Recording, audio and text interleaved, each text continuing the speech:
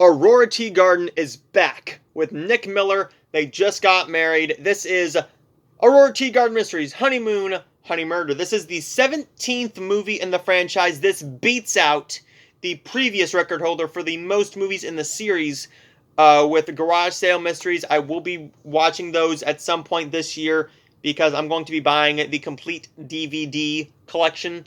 While it is a Region 4 release, it will play in Region 1 players from what I've heard, and they just don't air them.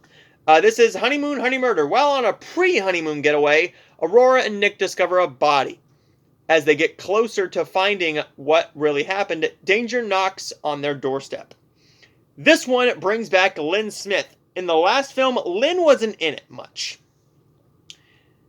Instead, we no longer have Peter Benson in this film. Now, what I've heard is he's shooting a movie. He's probably directing a movie. He's probably shooting that movie and acting in that movie for Hallmark or something with his wife or something like that.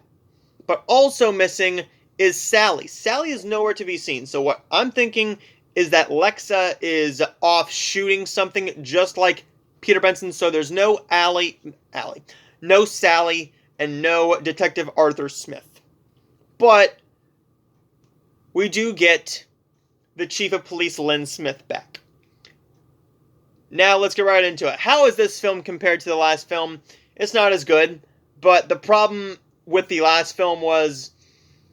See, it's not really a problem, it's just one that we were looking forward to because you spent 15 movies with this girl, and you love Candace Cameron Bure anyways, you love Niall Mater.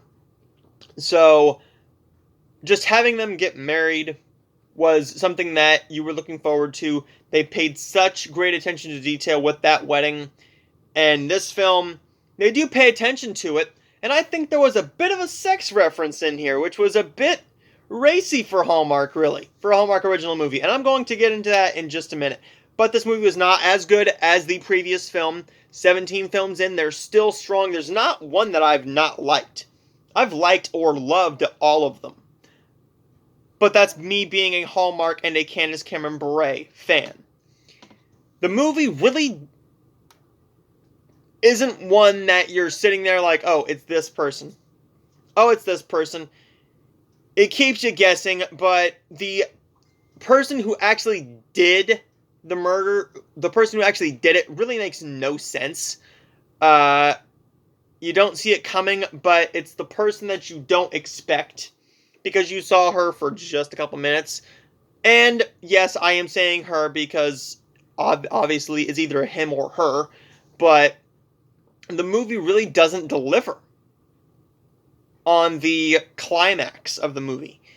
It's an interesting movie, and it was well done. Very beautiful shots here. Beautiful cinematography. I like the costume design for Aurora and Nick's clothes, but there's really nothing here that makes me say this is one of the best Hallmark movies of the year. On the other hand, with Till Death Do Us Part, that one was really good due to the build-up to the wedding. You actually got the wedding there. Now, what makes me question the next movie is, are we actually going to get another movie like this? Are they going to be on their honeymoon and they have to solve a murder by themselves? Or is it going to be Aurora Tea Garden is pregnant now and they have to solve a murder while she's just pregnant? I don't know what's going to happen because Candace Cameron did say that they have enough scripts, and that was back when they were shooting Till Death Do Us Part, or when they were shooting, what was movie 15? How to Con a Con, or Reunited and It Felt So Deadly. One of the last three, she did a live saying that they had enough scripts for 20 movies so far. So far, these movies are doing very, very well. The last movie did tremendously well with the ratings. Now, the movie does go down a bit of a riskier path due to a line said by Aurora. They're on their honeymoon, or as they're calling it, their pre-honeymoon, and Niall says, so what about dinner? And Aurora just goes, I think dinner can wait. And she takes him, no, she doesn't take him by the hand. She walks past him, gives him a look, and they just walk in. I'm assuming they had sex because they are on their honeymoon. They're married now. I thought that's what happened. I liked that little sneak in there. I don't know if a lot of people caught that, but that's what I got from it. Because I pay attention, but I mean, this one is just one that disappointed me a little bit. But that little sex reference in there, or a little nudge, if you will, was a nice little add-on.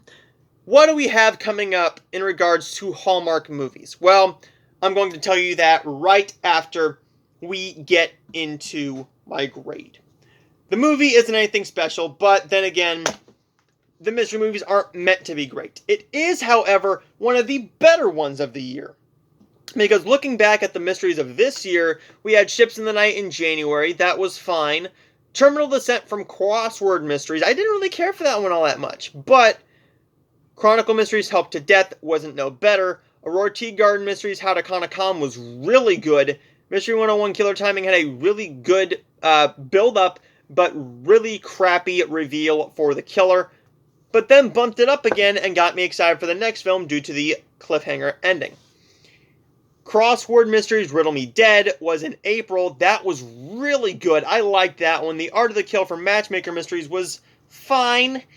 Poisoned in Paradise, another Martha's Vineyard mystery, was just fine. But Morning Show Mysteries Murder Ever After, the lowest rated film thus far this year for the Hallmark Movies and Mysteries channel, was one of the least watched films, under 1 million people. But I thought it was one of the better films.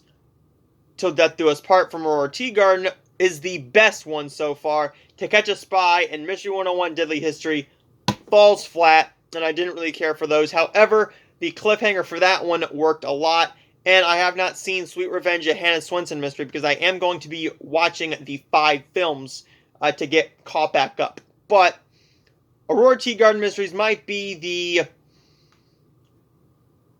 3rd or 4th best mystery film. But we do have mysteries, and we got a little sneak peek at one for September 12th, and that is Redemption in Cherry Springs. It said it was a signature mystery, so I think they're going to try and make this a series. They want to make it a series. Finding Love in Mountain View, that's a romance movie, I believe. One Summer. Those are the September films for Hallmark Movies and Mysteries, but we do have 3 for October as well. But they're going to have more. We have Rise and Shine, Benedict Stone. That's probably going to be a mystery film, and I bet you that that's where Peter Benson was shooting that film when this was shooting, because he is the director of that film. We also have The Vows We Keep. Sounds like a very interesting title. I know nothing about it. Probably a romance movie. And Signed, Sealed, Delivered 12. No real title for it yet, just Signed, Sealed, Delivered 12 on October 17th, which is my dad's birthday. So, what do we have in regards to romance movies? Well, we are not taking a break from the romance movies. August 28th, we have Sweet Pecan Summer, or Pecan, however you say it. I know it's very divisive. Journey of My Heart, a very sneaky film that was just shoved in there, and that worries me. Looking back at Lucy Guest's films for the Hallmark Channel, let's just take a quick look at Lucy Guest. I know I'm going into this a bit more, well, because I don't get to talk to Hallmark fans a lot. So, Lucy Guest. Let's take a look at Lucy Guest here. Lucy Guest. Here we go. I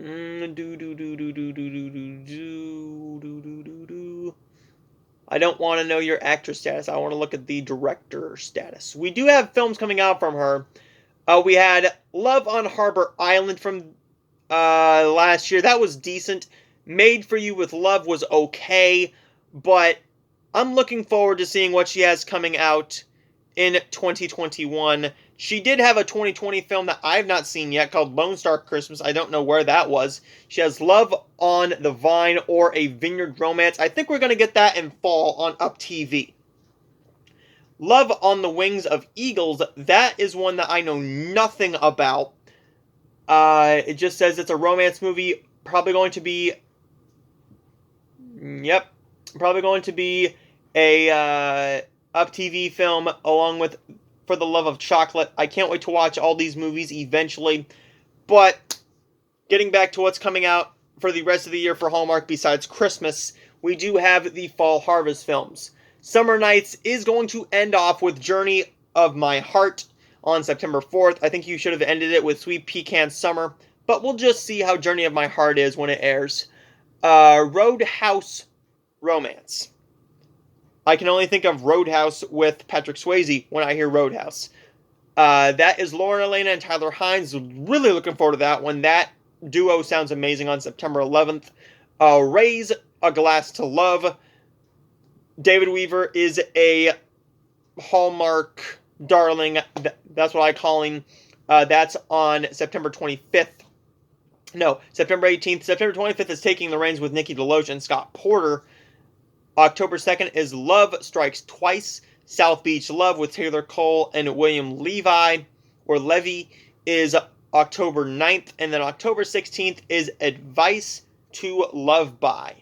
Aaron Westbrook and Brooks Darnell. Brooks Darnell really surprised me with his film earlier this year with Nazanin Contractor, A Winter Getaway. I loved that one, and I can't wait to hopefully see that one get a DVD release.